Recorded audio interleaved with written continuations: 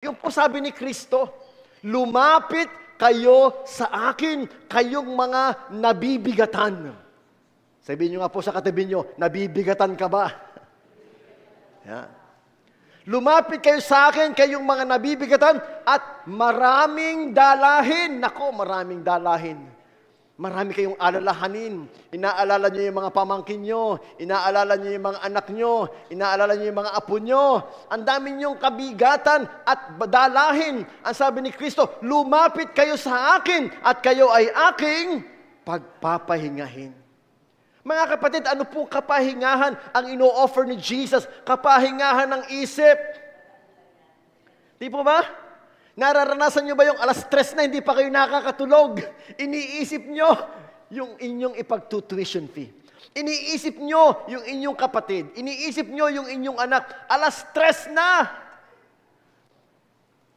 Pagod ka na sa kaiisip. So lumapit kayo sa akin, kayong mga napapagal, at kayo'y aking pagpapahingahin. Hindi lamang po isip, pati po yung puso. Ang puso dapat pinagpapahinga din, di ba, Sister Jojo? Puso, pinagpapahinga din. Oh, ano ba yung kantang yung Sister Tunet? Oh, pagod na yung puso niya, pagod na, wala na akong ibubuga, wala na akong maramdaman. Pagod na. Napapagod din ang puso kaya.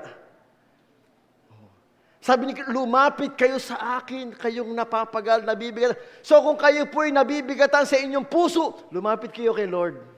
Napapagod na inyong mga puso, lumapit kayo kay Lord. Napapagod na inyong mga isip, wala na kayong maisip.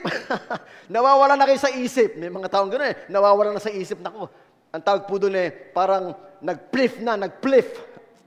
May mga taong gano'n nagpi-pliff sa sobrang dami ng kanilang problema.